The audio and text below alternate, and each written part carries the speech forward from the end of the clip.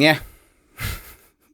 Very, very human episode of So I'm a Spider, So What? Episode 18. Man, that's my thoughts on it. But no, I just got done with the episode 18 of So I'm a Spider, So What? And these are my thoughts on it. Yeah. So it seemed like a lot of focus in this episode was very much so centered around the religions of this particular world. They had a lot of focus on the two particular sections of the belief in the goddess in these two different regions. One being the followers of the word, which is what we're kind of pretty much familiar with. And also the other was the goddess faith. So yeah, the followers of the word were basically focused on the idea of building up your skills into the point that you can hear the voice of the goddess, and the other side was a belief in sacrificing your skills to the goddess is giving up their strength to them. So it's like a sacrifice, and so they use this kind of elimination skill in order to get rid of the skills, and it's believed that this goes to the goddess as strength. So yeah, like I said, a lot of the focus on that. They also had a lot of background viewpoint of essentially the pontiff and the elf Potimas, as they kind of show the earlier kind of moments of this kind of gathering of the reincarnates. So Pontifa, obviously, Pontimus, obviously discovered the reincarnates, it seems like before anybody else did, and so he was gathering them up at the same time. The pontiff was basically seeing this and trying to figure out what Potipus is doing, and it's almost like an arms race that's happening in the past as they're figuring out about the reincarnates, gathering them up, and obviously the elves were after the vampire at the time, which I know a lot of people have kind of pointed out the identity of that. I don't want to say on here because I haven't got a chance to go back and verify. Yes, I know they said what the vampire's name was when Kumiko used her discerning eyes on her, but I don't recall the point in which they attached that name to that specific person in the previous world. That's my only problem. Like, again, I'm sure that it was probably revealed. I missed it, and I don't want to say it on here because I don't want to ruin that aspect. Or for other people. But anyways, that aside, I appreciate people for pointing that out. I just haven't seen it yet, or I missed it. So yeah, Shun and team are flying closer and closer to the Elf Kingdom, learning about the religions and the differences there between the two different religions.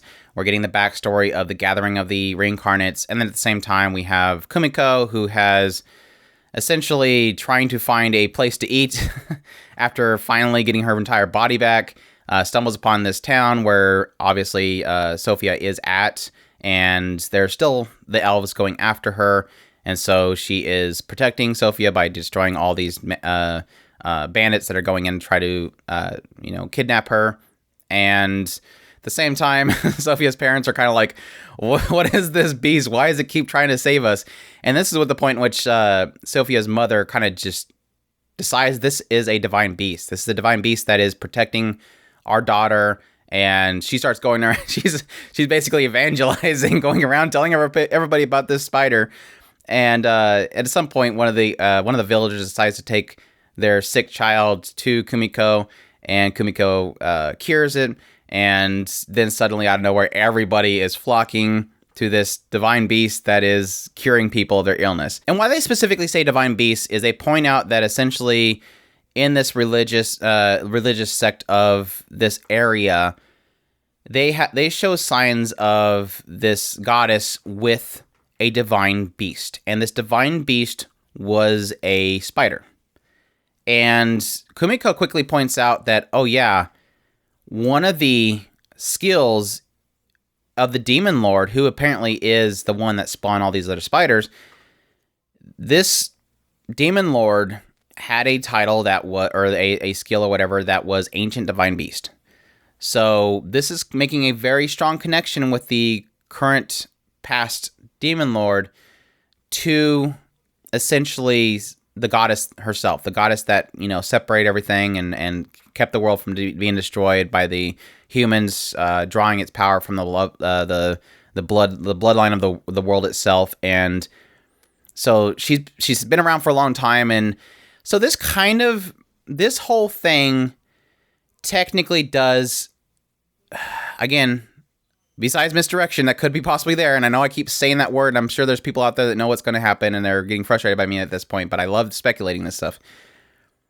This technically does shatter all my thoughts. Because what this insinuates is that the current path of the current Demon Lord is what would have been put into play a long time ago with the goddess herself. So again, in the past signs that we've seen, this goddess was seeing that there was this war happening. They were drawing energy from the earth itself. She decided to create skills, sacrificing herself. So obviously this divine ancient being that was with her was the Demon Lord, and now the Demon Lord could be, even in the future part, continuing this path to stopping the world's destruction. But again, it's only destroyed still by the fact that one inner monologue about Shun and his real identity. It still insinuates that this Demon Lord of the future is possibly, again, taken over by Kumiko, but maybe still retaining the path that the Demon Lord currently has. Again, misdirection. So it does give credit to the idea that the past Demon Lord is still the future Demon Lord, but again, that one phrase still breaks things. So I'm still holding true to that the future Demon Lord is somehow connected to Kumiko or another classmate because, again, knowing Shun's identity. I guess that's pretty much all that really happened in the episode. Like I said, a lot of it's just kind of backstory about the humans and what they were doing, the reincarnates and all that stuff, which we already knew most of that. It was just kind of just solidifying most of that aspect. Seeing Kumiko do some sniper shots, I guess, turned her eye into a sniper shot. But yeah, just as besides the divine being stuff, nothing really too much happened that I recall. Pretty okay episode. Not very bombastic or anything. Nothing really huge happening, but it was an episode. It happened. Hopefully, it seems like based on the title that next episode could be pretty huge. The next title is Class Reunion, I believe, something like that.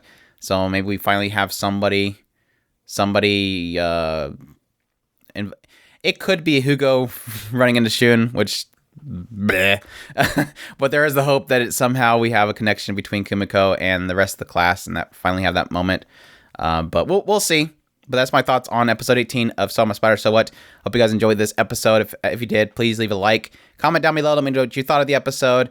Subscribe if you haven't already. Share this video if you can. Hope you all enjoyed, and y'all take care.